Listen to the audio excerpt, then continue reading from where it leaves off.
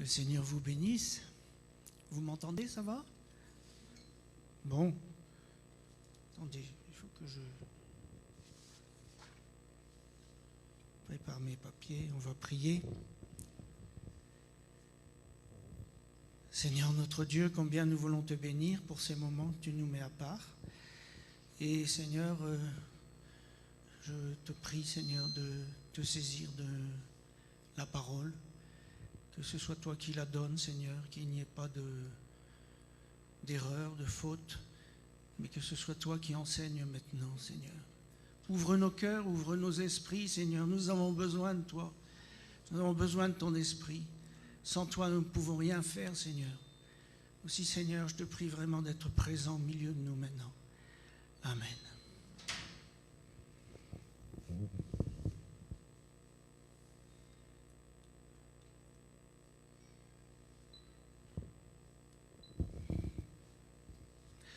Voilà, si vous voulez bien aujourd'hui,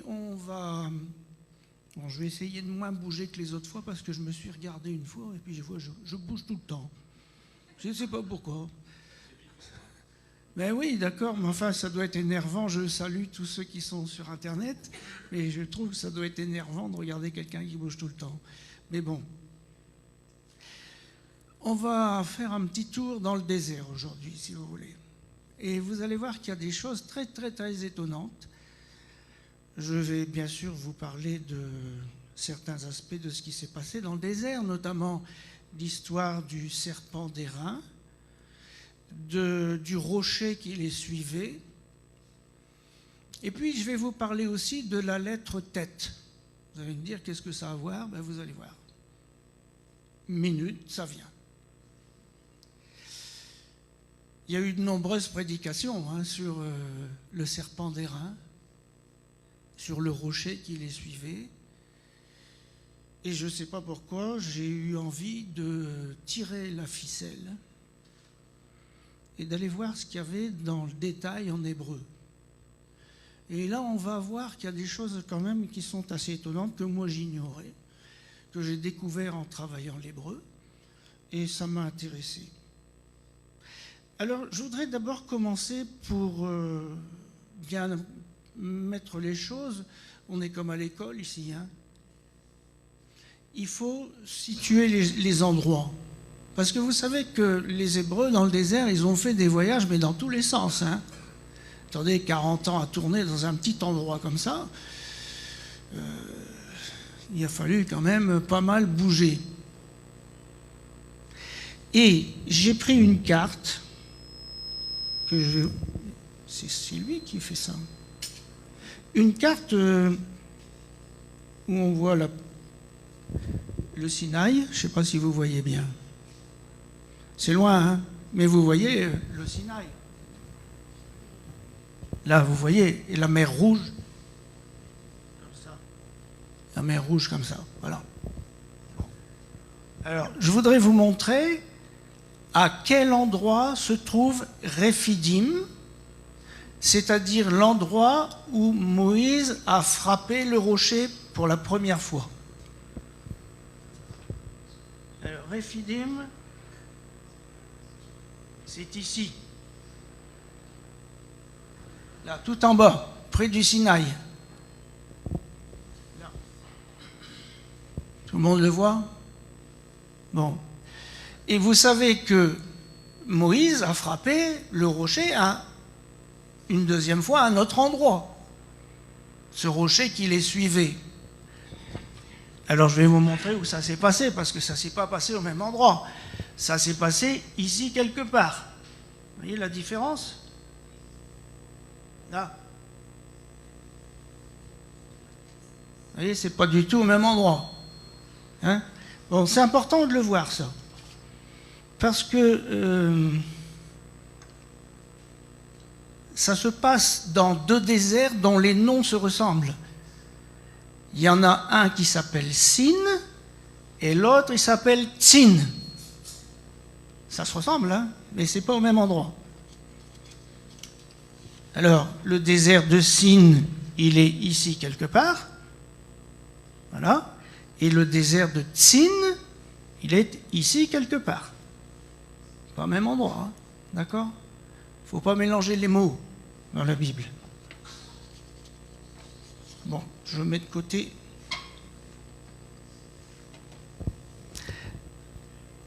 Alors, pour situer le contexte, il y a à peu près 40 ans entre le premier rocher qui est frappé et le deuxième qui est frappé 2 fois. 40 ans entre les deux. Je veux vous situer les choses, hein, comment elles se sont passées. Et on va surtout s'attacher au moment où Moshe va frapper 2 fois le deuxième rocher. D'accord? Donc il y a 40 ans. Hein. Ça veut dire que quand ça se passe pour la deuxième fois, c'est plus les mêmes Hébreux, hein, c'est les enfants des premiers. Tous les autres sont morts. Il faut se rendre compte de ça. Hein, donc je vous le dis pour que ça soit bien clair. Et la 40e année, qu'est-ce qui se passe? Eh bien, Myriam, la sœur de Moshe, meurt. Je vous lis, c'est dans Nombre 20, au verset 1. Toute l'assemblée des enfants d'Israël arriva dans le désert de Tsin, le 1er mois, et le peuple s'arrêta à Kadesh. Kadesh, ça ressemble à Kadosh, hein? Donc ça veut dire saint, c'est un endroit saint. Et là, c'est là que mourut Myriam et qu'elle fut enterrée. Bon, alors pour bien situer les choses, j'ai préparé des cartes. Parce que figurez-vous, on ne s'en rend pas compte quand on lit la Bible comme ça, mais que Myriam, Aaron et Moshe vont mourir la même année. Tous les 3. La même année. La 40e année. Tous les 3. On ne s'en rend pas compte, hein? Alors regardez. Vous voyez la mer morte ici. Ici, c'est le désert de Tsin. Et vous avez la mort de Myriam, ici, à Kadesh. C'est dans le désert de Tsin.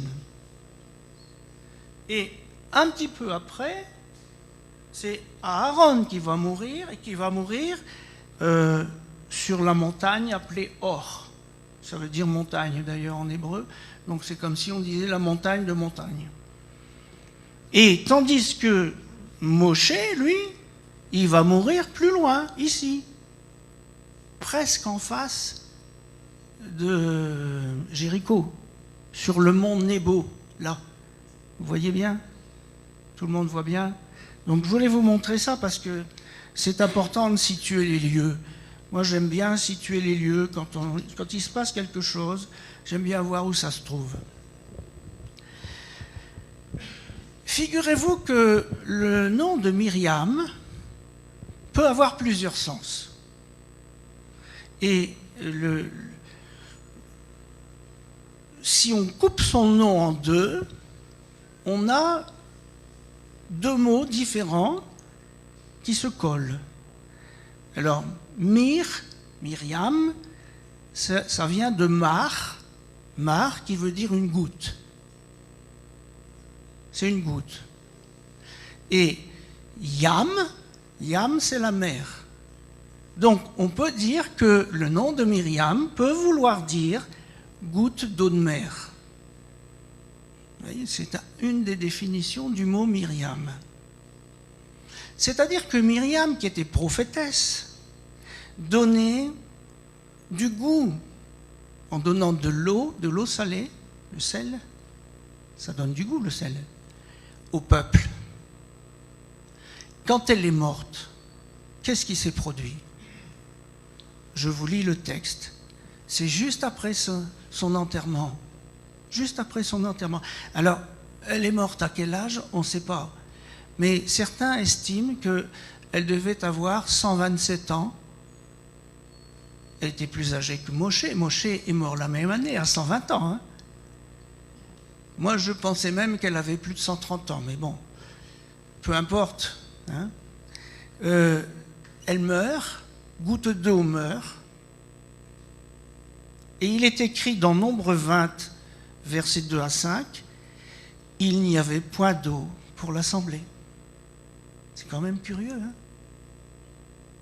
Goutte d'eau meurt, c'est la prophétesse, et tout d'un coup, il n'y a plus d'eau pour l'assemblée. Et l'on se souleva contre Moshe et Aaron. Le peuple chercha querelle à Moshe. Ils dirent, qu'avons-nous expiré quand nos frères expirèrent devant l'Éternel? Pourquoi avez-vous fait venir l'assemblée d'Éternel dans ce désert pour que nous y mourions, nous et notre bétail? Pourquoi nous avez-vous fait monter hors d'Égypte pour nous amener dans ce méchant lieu? Ce n'est pas un lieu où l'on puisse semer, il n'y a ni figuier, ni vigne, ni grenadier, ni à boire. Voilà. Voilà ce qui se passe à la mort de Myriam. On enterre Myriam. Alors les deux frères sont placés là devant un problème. Il faut qu'ils trouvent de l'eau. Et on lit la suite au verset 7. L'Éternel parla à Moshe et dit, prends la verge, convoque l'assemblée, toi et ton frère Aaron. Vous parlerez en leur présence au rocher, et il donnera ses eaux. Et Dieu demande de parler au rocher qui les suivait. Tu feras sortir pour eux de l'eau du rocher, et tu abreuveras l'assemblée et leur bétail. Moshe prit la verge qui était devant l'Éternel, comme l'Éternel le lui avait ordonné. Moshe et Aaron convoquèrent l'assemblée face au rocher. Et Moshe dit, écoutez donc, rebelles, est-ce que de ce rocher que nous ferons venir de l'eau? Puis Moshe leva la main et frappa 2 fois le rocher avec sa verge. Il sortit de l'eau en abondance, l'assemblée but et le bétail aussi. Alors, nous comprenons que là, ils ont désobéi, mais on va expliquer ça dans le détail dans la suite de l'enseignement. Et comme c'est une faute, et on va comprendre que c'est une faute hyper grave, alors les deux, Moshe et Aaron, sont interdits d'entrer dans la terre promise. Ils ne peuvent pas, cette faute, elle les empêche de rentrer. Donc, qu'est-ce qui se produit? Il se produit la mort d'Aaron. Immédiatement. Donc, très peu de temps après sa sœur. Et Aaron va monter sur une montagne qui s'appelle Hor, qui est tout près de Kadesh. Et là, il va donner ses habits sacerdotaux à son fils. Il va se déshabiller, et une fois qu'il a donné ses habits sacerdotaux à son fils, il meurt. C'est tout pour lui. Donc, on se retrouve dans une situation où le Kohen Agadol, le grand sacrificateur, c'est le fils Éléazar. Merci, c'est gentil de penser à ma bouche qui est desséchée. Merci.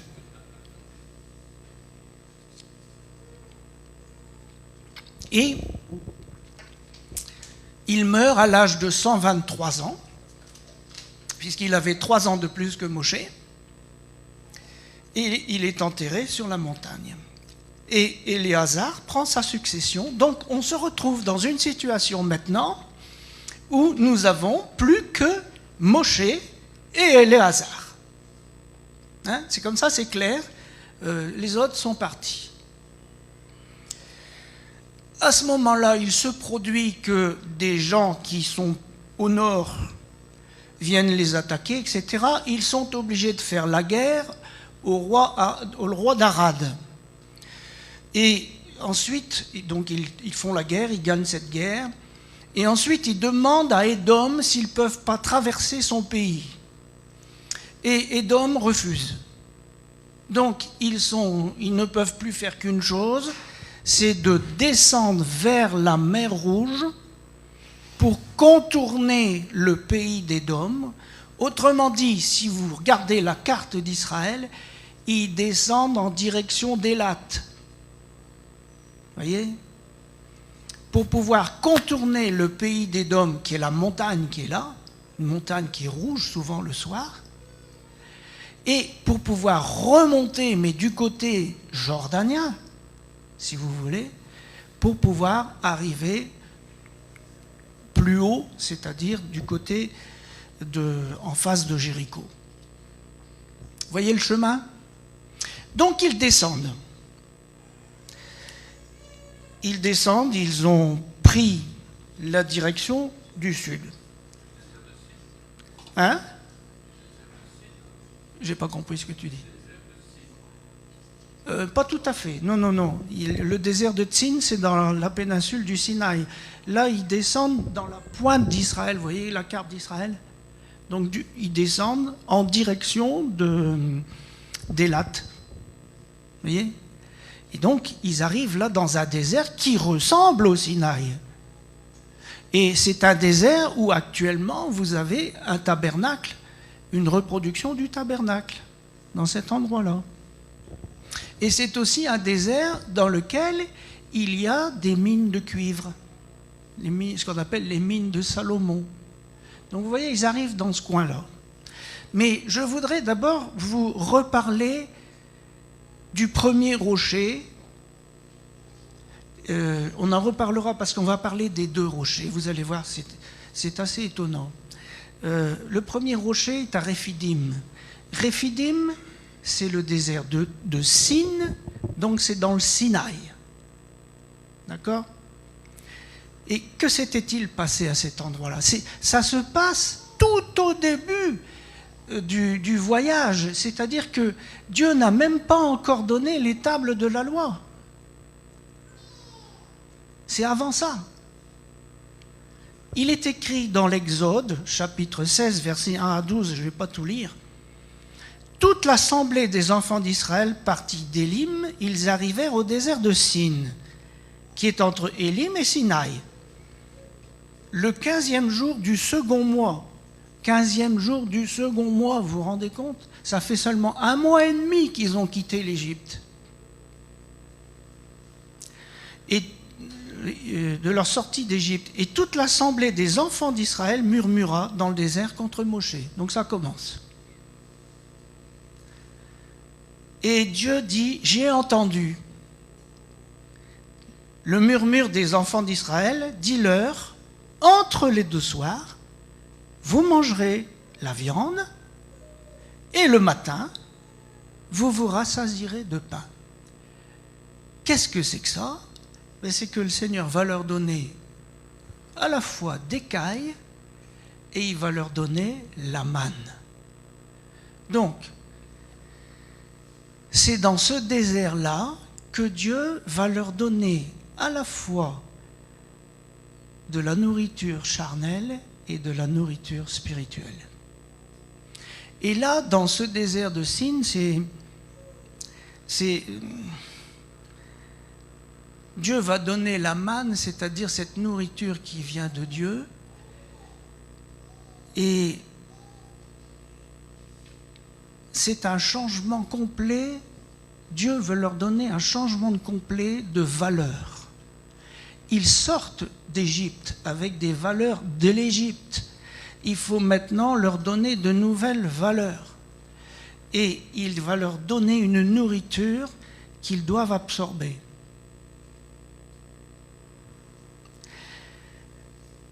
Alors, 40 ans plus tard, les enfants, pendant 40 ans, ils ont mangé de la manne.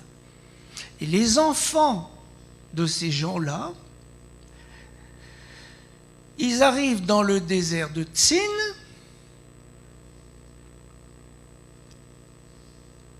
ils descendent vers la mer Rouge, il n'y a plus que Moshe et Éléazar, et il est écrit la chose suivante. Nombre 21, versets 4 à 6. le peuple s'impatienta en route et parla contre Elohim et contre Moshe. Pourquoi nous avez-vous fait monter hors d'Égypte et que nous mourions dans le désert? Car il n'y a point de pain, il n'y a pas d'eau, et notre âme est dégoûtée de cette misérable nourriture. Notre âme est dégoûtée de cette misérable nourriture. Alors, l'Éternel envoya contre le peuple des serpents brûlants. Ils mordirent le peuple et il mourut beaucoup de gens en Israël. Donc vous voyez, ça se passe dans un désert qui ressemble au Sinaï, qui est dans le sud d'Israël actuel et qui se trouve dans un endroit où il y a des mines de cuivre. Un endroit particulièrement désert. Ce sont des montagnes désertes. Des montagnes un peu rouges, d'ailleurs, elles sont très jolies. Et voilà ce qui se passe. Ils sont dégoûtés. Et c'est à ce moment-là que Dieu envoie des serpents brûlants et qui vont tuer beaucoup de gens. Alors, moi, je suis d'abord allé voir un petit peu dans l'hébreu, mais qu'est-ce que ça veut dire s'impatienter? Il est dit, le peuple s'impatienta en route. Bon. La racine du verbe s'impatienter, c'est le verbe katzar. Katzar, ça veut dire être bref, impuissant, mettre fin. Et quand on prend la traduction de Chouraki, il dit « En route, l'être du peuple ou l'âme du peuple se rétrécit. » Autrement dit, l'âme d'Israël s'est effondrée. Un petit peu comme l'âme de Samson qui s'est effondrée quand il avait été travaillé par cette femme. Vous vous rappelez, son âme s'effondra. Comme s'il y avait une dépression, son âme, elle s'effondre. Et là, l'âme d'Israël s'effondre, c'est-à-dire qu'Israël est en train de mourir. Et Dieu envoie des serpents brûlants. Pourquoi il envoie des serpents brûlants? Parce que quand les serpents brûlants vont les toucher, ils vont reconnaître qu'ils sont dans le péché. Que ce n'est pas normal d'être attaqué comme ça par des serpents et que quelque chose d'anormal se trouve dans leur vie. Ils disent « Notre être a du dégoût pour ce pain gâté ». Le pain gâté, c'est la manne, c'est la nourriture spirituelle. C'est comme si on disait « J'ai du dégoût pour la Torah ». C'est du pain gâté, ça vaut rien. C'est la même chose. Donc, ce peuple a méprisé la nourriture céleste. Il arrivait donc à sa fin. Il était devenu impuissant. Et c'est pour ça que les serpents ont fait un carnage. Ils ont été mordus. Et je suis allé voir le mot, justement, parce qu'ils ont été mordus. Et le verbe qui est utilisé, c'est le verbe « nachar ». Et nachar, ça veut dire qu'ils ont reçu, écoutez bien, reçu le fruit de leurs œuvres avec des intérêts. C'est ça que ça veut dire. Alors, à partir de là, je me suis dit, mais c'est bizarre. Vous allez voir, je suis parti un peu dans un drôle de chemin, et je vais vous y emmener si vous voulez bien. On va parler de la lettre tête. La lettre tête, je vais vous la montrer.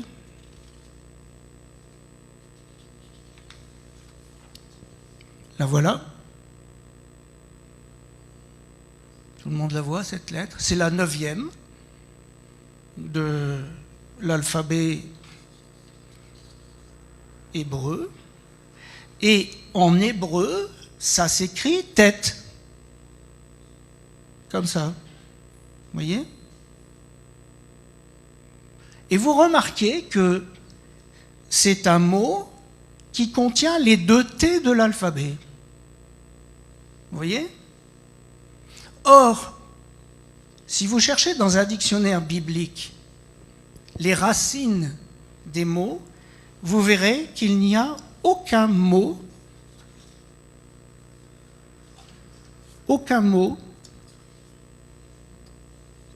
qui a les 2 T dans sa racine. Alors, j'ai réfléchi à cette question parce que je me suis dit, c'est quand même bizarre. Qu'est-ce que ça veut dire? Qu'est-ce que Dieu est en train de faire là? Et puis, qu'est-ce que ça a à voir avec le désert? Vous voyez la lettre tête? Vous l'avez vu, hein? La lettre tête, ça ressemble à un serpent enroulé. On parle quand même des serpents, là. C'est la lettre qui se trouve au milieu du mot Satan. Serpent enroulé.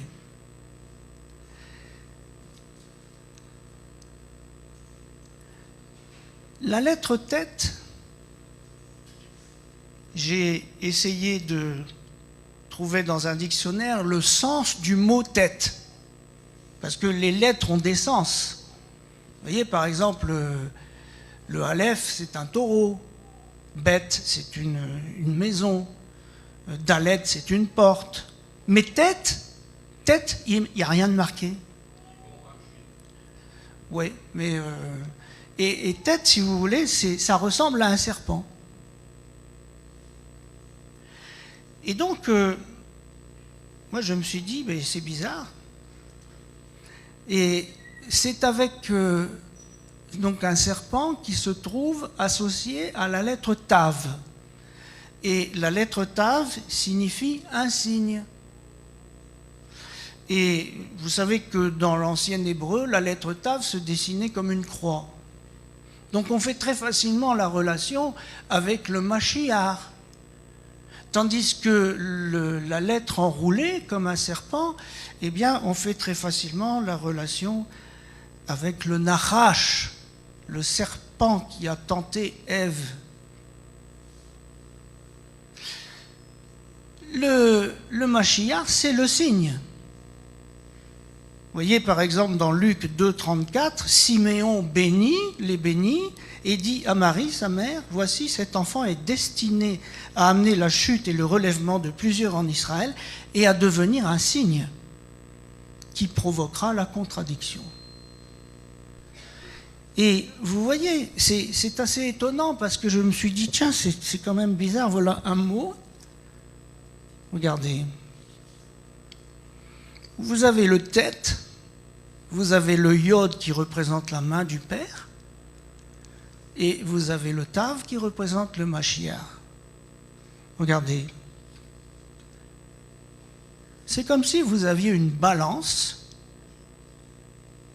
avec d'un côté le Mashiach et de l'autre côté, vous avez le Narash. Une balance. Étonnant. Et puis, quand vous allez un petit peu plus loin, vous vous rendez compte que le Mashiach, si vous calculez sa valeur, pardon, ça c'est le Narash, c'est le serpent. Le Narash, c'est 358 la valeur. Bon, prenez le Mashiach, la même valeur. Ils ont la même valeur. Vous avez donc une balance. Le tête est comme une balance avec la main de Dieu qui sert de fléau. D'un côté, vous avez le Mashiach et de l'autre, vous avez le Narash. Ils ont la même valeur numérique. C'est dire la puissance de séduction du Narash qui se fait passer pour le Mashiach. À quel endroit il y a eu la confrontation? Ben, la confrontation finale a eu lieu sur la croix. Et là, sur la croix, l'un a été élevé et l'autre a été abaissé. Et c'est le Père qui a fait ça. C'est le fléau. Vous voyez? Donc, il y a quelque chose dans cette lettre tête là qui m'a chiffonné, qui m'a dit, il y a quelque chose à aller voir. C'est une lettre étonnante. Alors maintenant, je vais vous dire autre chose. Si vous lisez les premières tables des 10 paroles, c'est-à-dire Exode, versets 1 à 17, en hébreu, vous lisez ça, et vous vous rendez compte qu'il y a toutes les lettres de l'alphabet, y compris avec leur forme finale, sauf la lettre tête. Elle n'y est pas. Et puis, plus tard, Moshe va donner la deuxième version des tables de la loi, qu'on trouve dans le livre du Deutéronome, entre le verset 5 et le verset 21. Et vous regardez bien, vous cherchez, il faut passer du temps. Et vous découvrez que la lettre tête apparaît 2 fois. Alors c'est intéressant. Et on se dit, mais à quel endroit ça apparaît? Alors je vais vous le dire. La première fois, c'est dans Deutéronome 5 au verset 15, où il est dit, « Souviens-toi de ce que tu as été serf en terre de Mitzraïm, Yodevave Adonai ton Elohim t'a fait sortir à main forte, à bras tendus. » Et c'est dans le mot « tendu » que se trouve le tête. Sur quoi Adonai, ton Elohim, t'ordonne de faire le jour du Shabbat. Ça, c'est la première fois qu'on le voit, le tête. Je vais parler de ce mot-là parce qu'il est important. Et le deuxième, je vous le cite, mais j'en parle pas, c'est dans le verset suivant où il est dit, ça concerne les parents, honore ton père et ta mère, etc. Et tu seras heureux. Et dans le mot heureux, on trouve le tête. Alors, je ne vais pas développer cet aspect-là des choses parce que il y en a certains, pour être heureux, ils sont gays. Et bon, pensez comme vous voulez. Mais le serpent y est. Alors, prenons le premier mot, à bras tendus. À bras tendus. Qui est le bras? Qui est le bras de l'Éternel? Eh bien, Ésaïe 53 nous le dit. Ésaïe 53, versets 1 à 3 nous dit « Qui a cru à ce qui nous était annoncé, qui a reconnu le bras de l'Éternel? Il s'est élevé devant lui comme une faible plante. » Alors évidemment, on pense, évidemment c'est Yeshua, mais on pense, bon ben Yeshua était quelqu'un de très humble, etc. Et puis il s'est élevé tout doucement. Mais attendez, c'est quoi élever? Eh bien, Jean 3,14 nous le dit. Et comme Moshe éleva le serpent dans le désert, il faut de même que le Fils de l'homme soit élevé, afin que quiconque croit en lui ait la vie éternelle. Dans Jean 8, 28, on lit, Jésus donc leur dit, quand vous aurez élevé le Fils de l'homme, alors vous connaîtrez qui je suis. Et puis dans Jean 12, versets 32-33, et moi, quand j'aurai été élevé de la terre, j'attirerai tous les hommes à moi. En parlant ainsi, il indiquait de quelle mort il devait mourir. Donc, on voit qu'il y a quelque chose là dans la confrontation. Le bras de l'Éternel est élevé à bras tendus. Et à bras tendus, c'est comme une bannière. À quel moment parle-t-on de bannière dans le Torah? Évidemment, chaque tribu avait sa bannière. Mais écoutez, au moment, c'est aussi au début des 40 ans. Dans Exode 17, versets 13 à 16, « Et Josué vainquit Amalek et son peuple. Moshe bâtit là un autel et lui donna pour nom l'Éternel, ma bannière. » Il a vaincu Amalek. Sur la croix, c'est Amalek qui est vaincu. Pourquoi je vous dis ça? Parce que le mot Amalek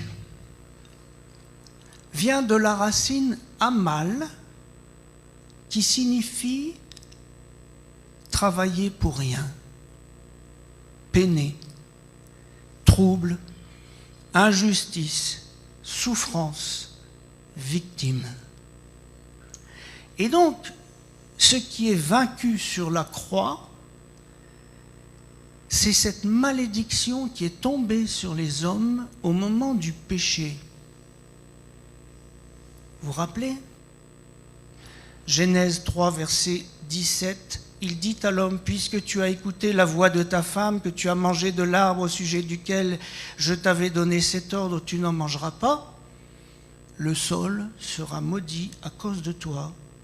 C'est à force de peine que tu en tireras la nourriture tous les jours de ta vie. » De peine, c'est-à-dire de travail qui va t'épuiser. Et cette peine amal, en hébreu, on la retrouve à plusieurs endroits. Dans le Cantique des degrés de Salomon, cantique, le psaume 127, « Si l'Éternel ne bâtit la maison, ceux qui la bâtissent travaillent en vain. » C'est amal. C'est le même mot. Job disait, comme je l'ai vu, les laboureurs de fraude et les semeurs de souffrance les moissonnent, semeurs de souffrance. Dans le psaume 73, on voit que Asaph, il ne comprend pas la réussite des riches. Il dit, quand j'ai réfléchi là-dessus pour m'éclairer, la difficulté fut grande à mes yeux, à mal. Donc vous voyez, c'est ça qui est vaincu sur la croix. Et quand vous prenez, parce que ça s'est passé dans le désert, des mines de cuivre, il a fait donc un serpent en cuivre, en bronze. Et le bronze, c'est le mot Nechoshet. Regardez. Nechoshet. Vous avez Narash dedans. Dans le bronze, il y a le mot Narash. Et le Narash, c'est le serpent. Donc, il fait là un serpent, et je suis allé voir le mot Narash, parce qu'on dit, oui, c'est un serpent. Mais attendez, c'est pas fini. Le serpent, il est vaincu sur la croix, on le voit dans la balance. Narash, ça veut dire siffler, chuchoter, s'adonner à la magie. Ça veut dire magie, ça veut dire sorcellerie. C'est ça, Narash. Et le bronze, Nechoshet, ça veut dire aussi des chaînes.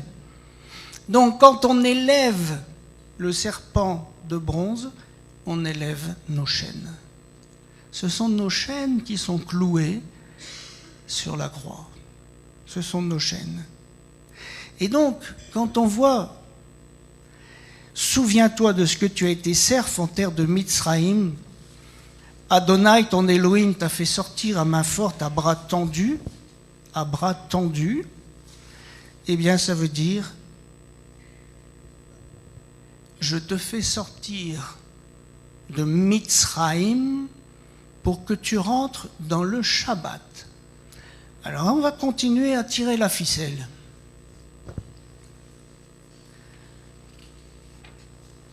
Mitzraïm. Excusez-moi, ça ne veut pas tenir. Mitzraïm, l'Égypte. Vous voyez? Ils sont arrivés en Égypte, bien accueillis. Ils sont sortis par la force. Vous voyez que le premier même, celui-là, il est ouvert. Donc on rentre facilement en Égypte. Par contre, le même final, il est fermé. Tout le monde le connaît, ça. Donc il va falloir la main de Dieu. Mais au milieu, vous avez Tsar. Alors, Tsar, bon, c'est important. Et je vais essayer de développer ça. Parce que Tsar, ça veut dire persécuteur, poursuivant, détresse. Autrement dit, en Mitzraïm, ils ont été dans la détresse. Mais figurez-vous que le mot Tsour, Tsour, ça veut dire rocher. Donc, le bras dressé, c'est pour ouvrir le même final. Et les chaînes vont tomber, donc l'esclavage va tomber, mais pour ça, il faut frapper Tsour. Il faut frapper le rocher. Et donc, c'est la raison pour laquelle le premier rocher a été frappé, parce que le premier rocher, il s'appelait Tsour. C'est-à-dire qu'il s'appelait esclavage. Dans la Bible, le mot, malheureusement, dans nos traductions, on met rocher partout. Mais vous savez que le rocher, il n'avait pas toujours les mêmes noms. Et le premier rocher, celui qui a été frappé, il s'appelait Tsour. Et 40 ans plus tard, l'autre rocher, c'est le même qui les suivait, la parole nous dit. Mais il ne s'appelle pas pareil. Il s'appelle Séla. Et vous voyez que Dieu dit, Tsour, tu le frappes, il en sort de l'eau, mais à Séla, tu vas parler. Oh, mais oui, mais vous savez, c'est le même rocher. Mais nous avons un seul Dieu qui a combien de noms? Il y a beaucoup de noms. Mais il en a deux principaux. Yod-Hé-Vav-Hé, Elohim. Elohim, la loi, le créateur. Yod-Hé-Vav-Hé, le chesed, l'amour, la bonté. Eh bien, ici, nous avons un rocher qui a deux noms et qui a deux aspects très différents. Et 1 Corinthiens 10, versets 1 à 4, nous dit, « Frères, je ne veux pas que vous ignoriez que nos pères ont tous été sous la nuée, qu'ils sont tous passés au travers de la mer, qu'ils ont tous été baptisés en Moshé dans la nuée et dans la mer, qu'ils ont tous mangé un aliment spirituel et qu'ils ont tous bu le même breuvage, car ils buvaient à un rocher spirituel qui les suivait. Ce rocher était Christ. » Donc, ce rocher, c'est ni plus ni moins que Dieu lui-même. Et ici, dans l'histoire, dans le désert, il porte deux noms. Le premier, c'est Tsor, et le deuxième, c'est Séla. Et quand on arrive à la fin des 40 ans, Dieu dit à Moshé et à Aaron, « Prends la verge, convoque l'assemblée, toi et ton frère Aaron, vous parlerez en leur présence au Séla. Et il donnera ses eaux. Et tu feras sortir pour eux de l'eau du Séla, et tu abreuveras l'assemblée et leur bétail. » Alors, je me suis posé la question, mais pourquoi on frappe Tsor et on parle à Séla? Il faut réfléchir à ça.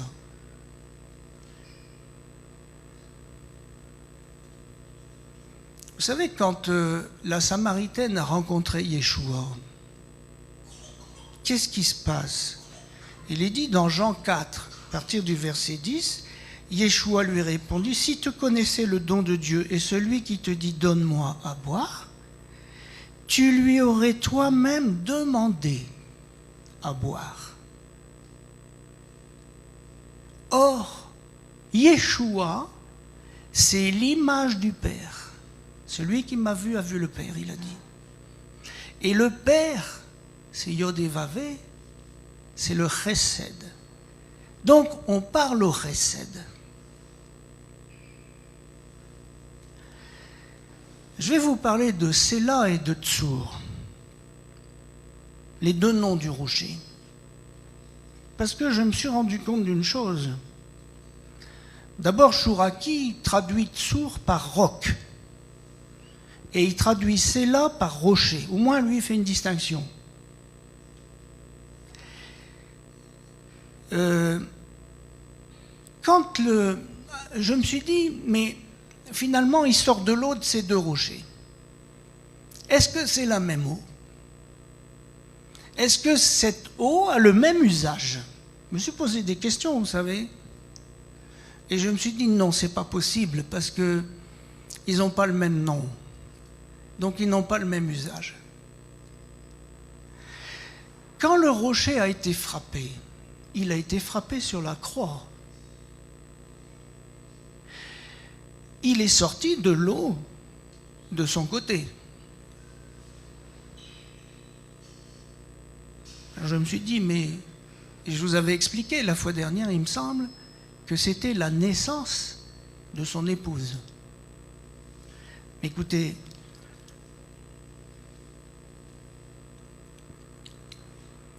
quand Moshe a frappé le Tsour, qui était présent? Est-ce que tout Israël était présent? Non. Mais non. Mais qui était présent alors quand il a frappé? Ben, c'est écrit. Exode 17, versets 5 et 6. Passe devant le peuple, prends avec toi des anciens d'Israël, prends aussi dans ta main la verge avec laquelle tu as frappé le fleuve et marche. Voici, je me tiendrai devant toi sur le Tsour d'Horeb. Tu frapperas le Tsour, et il en sortira de l'eau, et le peuple boira. Et Moshe fit ainsi aux yeux des anciens d'Israël, uniquement les anciens. Et ce faisant, il construisait l'épouse de Dieu. Vous allez me dire, où est-ce que tu as trouvé ça? Maintenant, la parole de Dieu. Ésaïe 51, verset 1. Écoutez-moi, vous qui poursuivez la justice, qui cherchez l'Éternel, portez les regards sur le Tsour, d'où vous avez été taillés, sur le creux de la fosse d'où vous avez été tirés. Vous voyez? Donc, l'eau du Tsour, c'était une eau qui servait à construire l'épouse de Dieu. Et ça a été fait devant les anciens d'Israël. Et ce Tsour-là, quand vous cherchez le mot Tsour dans la parole de Dieu, vous vous rendez compte que le Tsour est très souvent, pas toujours, mais le plus souvent associé à Elohim.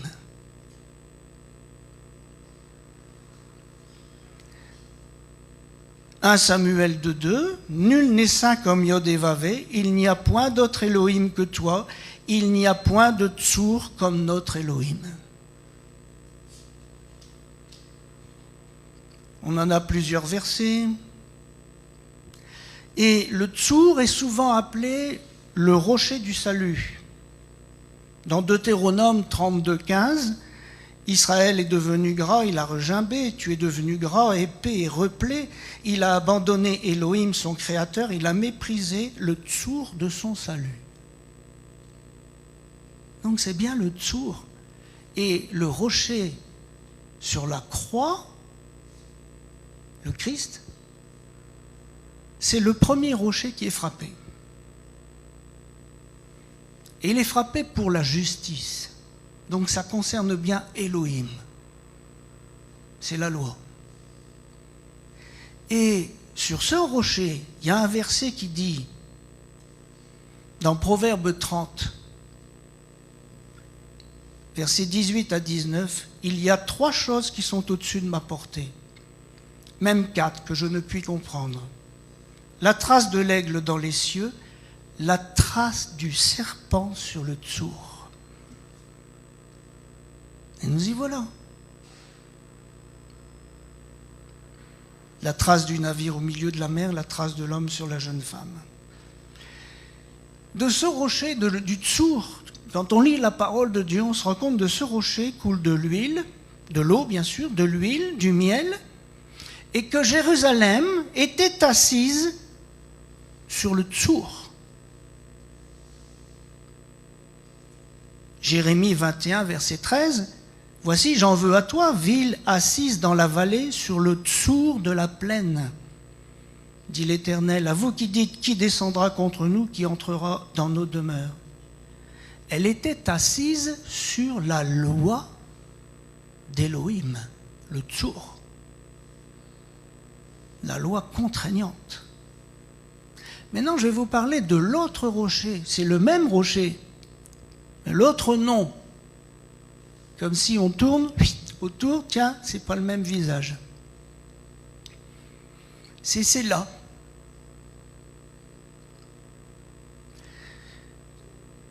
Vous savez que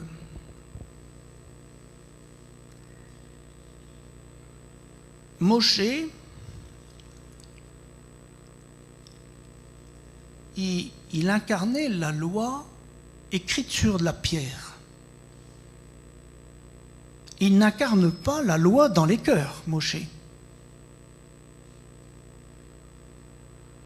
Mais quand vous arrivez devant un rocher qui est Dieu et qui s'appelle Séla et dont le nom est toujours ou presque associé à Yod et Vavé,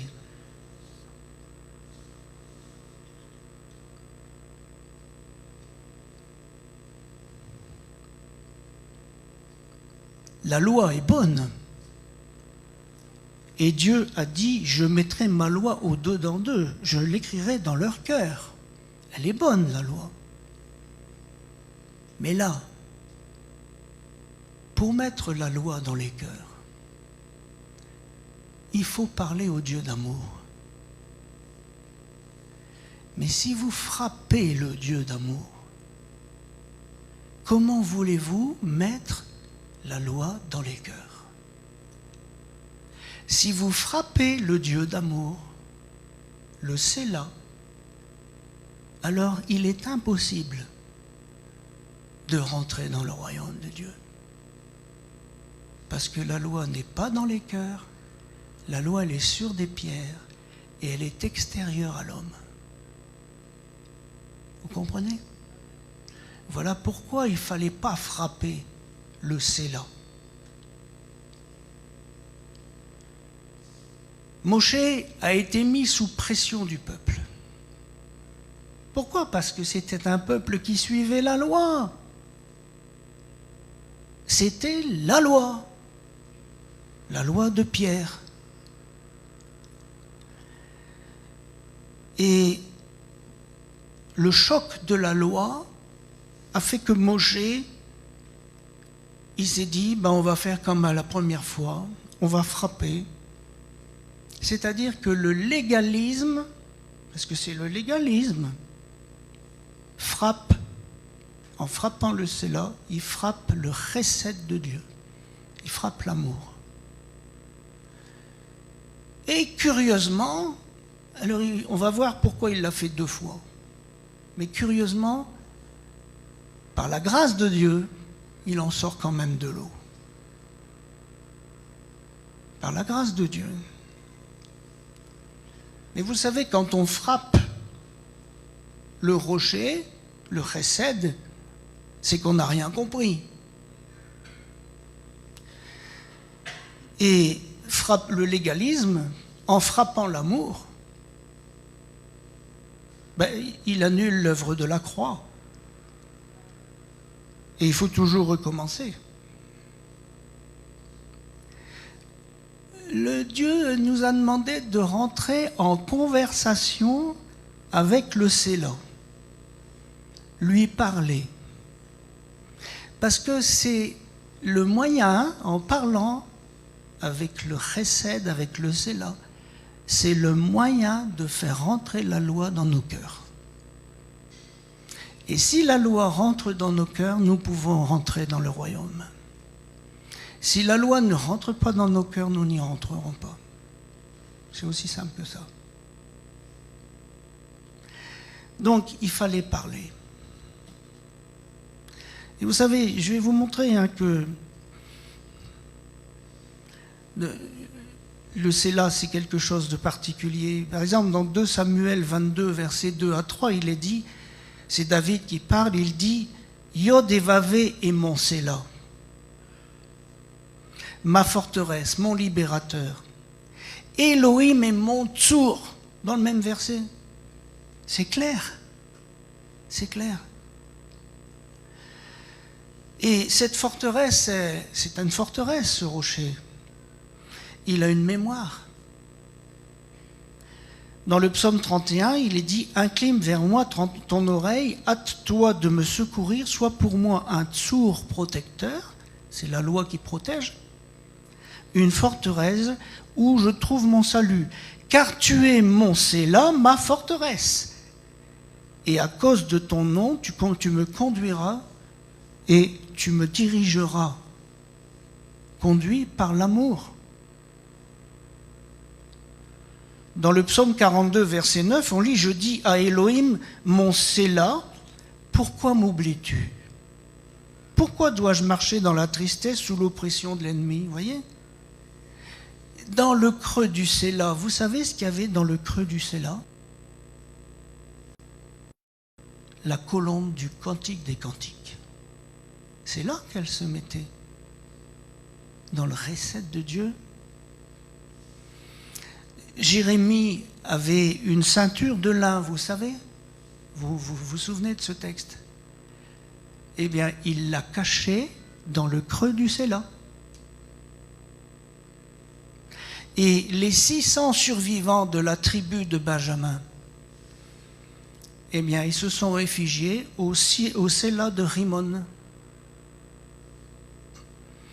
Et donc, je me suis dit, bon, l'eau du premier rocher, c'était pour la naissance de l'épouse. Mais à quoi sert l'eau du deuxième rocher? Parce que c'est intéressant, parce que c'est spirituel. Et il nous est dit, c'est une grâce, que l'eau sorte, parce que il nous est dit qu'en hébreu, c'est marqué Maïm Rabim. Maïm Rabim. Les grandes eaux. Si on dit terme à terme, ça veut dire des eaux beaucoup. Des eaux beaucoup. Et vous savez que Rabim, c'est le pluriel de Rav. Et on fait le mot rabbin. Ça. Un Rav, c'est un rabbin qui connaît la parole de Dieu mieux que tout le monde, mais qui n'a pas d'assemblée. Il fait que de l'enseignement.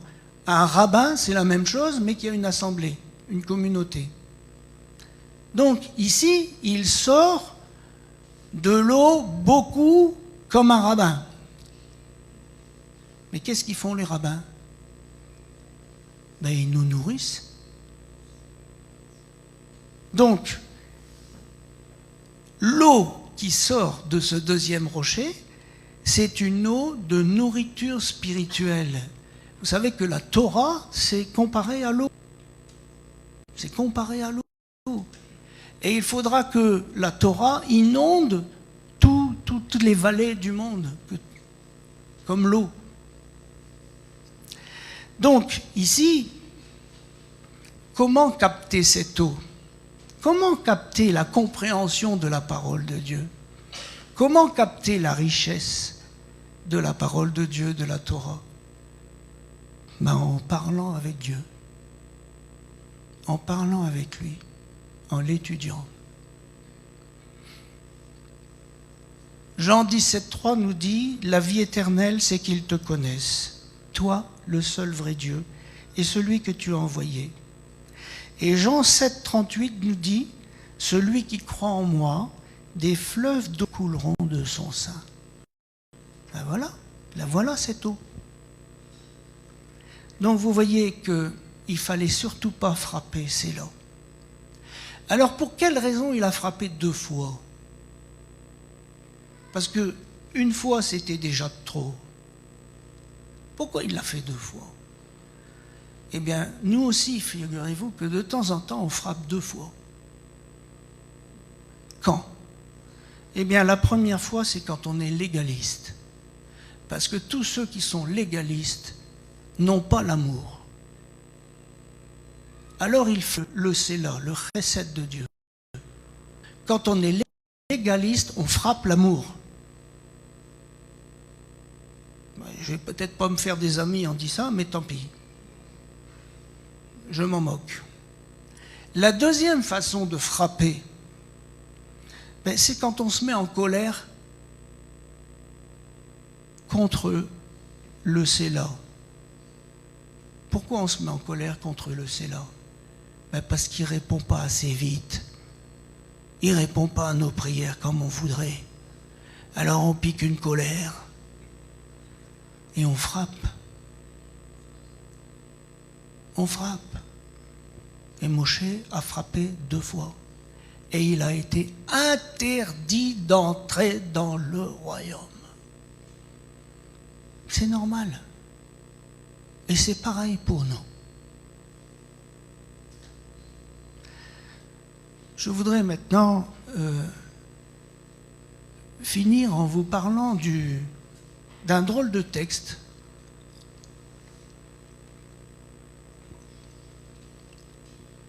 Le peuple arrive près d'un puits qui s'appelle Ber. Ber, ça veut dire puits en hébreu. Il n'est pas compliqué. Et il y a un cantique appelé le cantique du puits. Alors je vous le lis. Nombre 21, versets 16 à 18. De là, ils allèrent à Béer. C'est ce Béer où l'Éternel dit à Moshe, rassemble le peuple et je leur donnerai de l'eau. Alors Israël chanta ce cantique. Monte puits, monte Béer si vous voulez, chantez en son honneur. Béer que des princes ont creusé, que les grands du peuple ont creusé le sceptre avec leurs bâtons. Et j'ai pris la version Chouraki qui dit, donc voilà le chant, hein, monte puis, répondez-lui. Alors excusez-moi, mais j'ai réfléchi dans ma petite tête et je me suis dit, bon, imaginons dans le désert un puits. Moi, je me mets devant le puits, l'eau elle est au fond. Si je me mets à chanter, je chanterai « Monte l'eau ». Enfin, ça me semble logique, non? Mais là, il dit « Monte puits ». Qu'est-ce que ça veut dire, ça? C'est le puits qui doit monter, c'est pas l'eau. C'est pas étrange, ça? Non, mais il faut faire attention aux mots, hein. Il ne faut pas interpréter, hein. Il ne chante pas « monte l'eau », hein. Il chante « monte puits ». Donc, il faut réfléchir. Et le puits, le Béer, la racine de Béer, c'est le verbe Bahar, ça veut dire rendre distinctif ou clair. Qu'est-ce qu'il chante? Le puits, c'est la Torah. Le puits, c'est la Torah. Et il chante « Monte Béer ». Ça veut dire que ta Torah devienne claire, que ta Torah devienne distincte, que l'on comprenne. Parce que si on comprend, et si tu nous expliques, parce qu'on va parler au Sélah, eh bien, tu pourras faire entrer ta loi dans nos cœurs, parce que nous aurons compris. Comprendre la loi distinctement. Qu'est-ce que tu as voulu dire dans ta loi? Pourquoi tu nous as donné cette loi? On peut obéir bêtement, mais si tu obéis bêtement, la loi, elle est extérieure à toi. Mais si tu chantes, que cette loi devienne distincte, que je comprenne, je chante ça. Alors Dieu éclaircit mon cœur et la loi rentre dans mon cœur. Jean 8, 28 nous dit, Yeshua leur dit, quand vous aurez élevé le Fils de l'homme, le puits, alors vous connaîtrez ce que je suis. Eh oui. Et que je ne fais rien de moi-même, que je parle que selon ce que le Père m'a enseigné. Voilà, que l'Éternel bénisse Israël et qu'il vous bénisse tous. Amen.